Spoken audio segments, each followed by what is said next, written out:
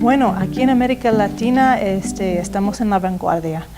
Es aquí donde ha empezado el trabajo de medir la inversión en la niñez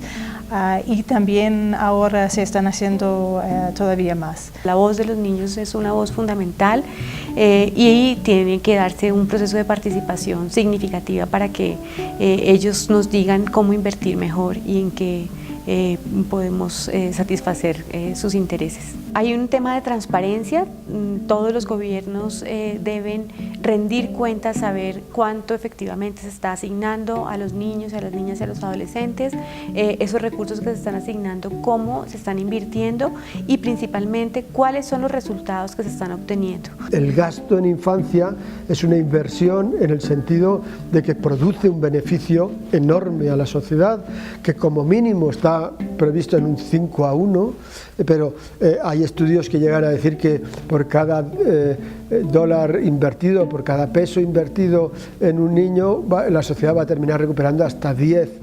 dólares por ese dólar invertido. Entonces estamos en una situación que realmente es una inversión, que es económicamente rentable y que en la colisión de intereses entre los intereses del niño, que no es otra cosa más que el respeto de sus derechos, y otras colisiones, debe de primar, tal y como dice la Convención y ha sido aceptado por el Estado, el interés superior del niño, que debe de ser una consideración primordial. Entonces,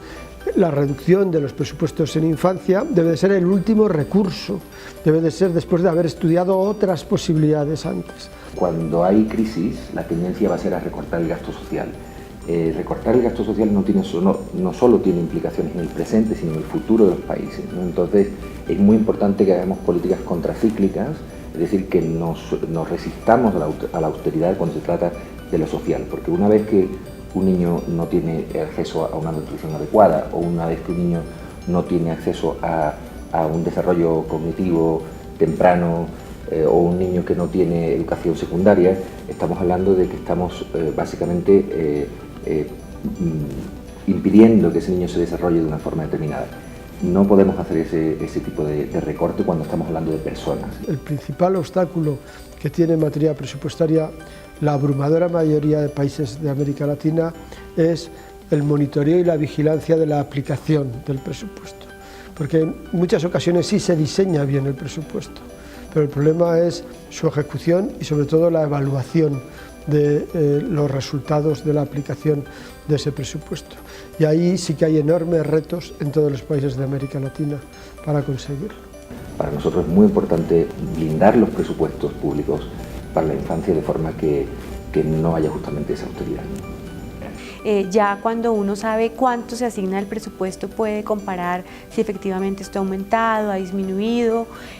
También en los países de la región han logrado empezar a calcular cómo esos recursos están siendo asignados de manera equitativa y si efectivamente están aportando para el desarrollo humano y la garantía de los derechos de los niños.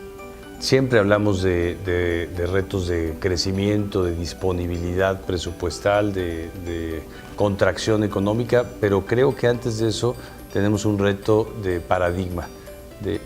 qué es lo que tiene que hacer el país respecto de sus niños y adolescentes y eso cómo lo programa y cómo lo presupuesta, cómo lo financia el Estado. Porque el Estado ha estado acostumbrado a que hay ciertas tareas que le tocan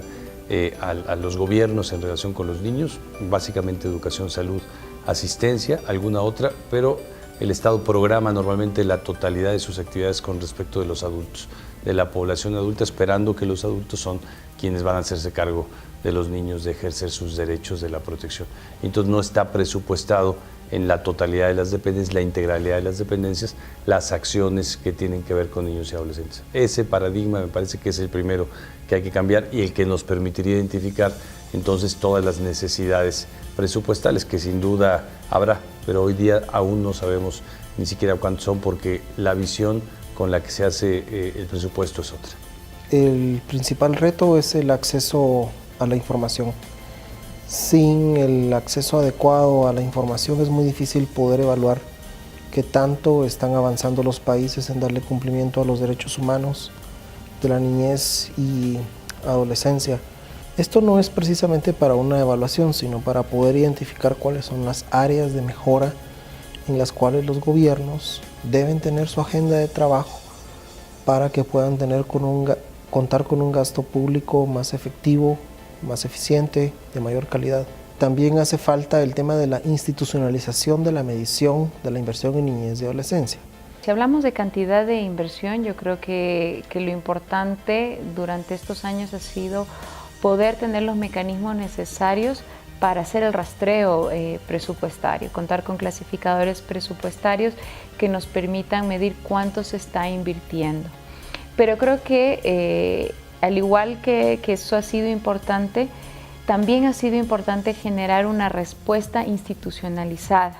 desde los diferentes ministerios e instituciones públicas ecuatorianas para entender que la respuesta hacia la infancia tiene que ser estructurada y vista como una política integral e intersectorial. Esperaríamos que en un futuro inmediato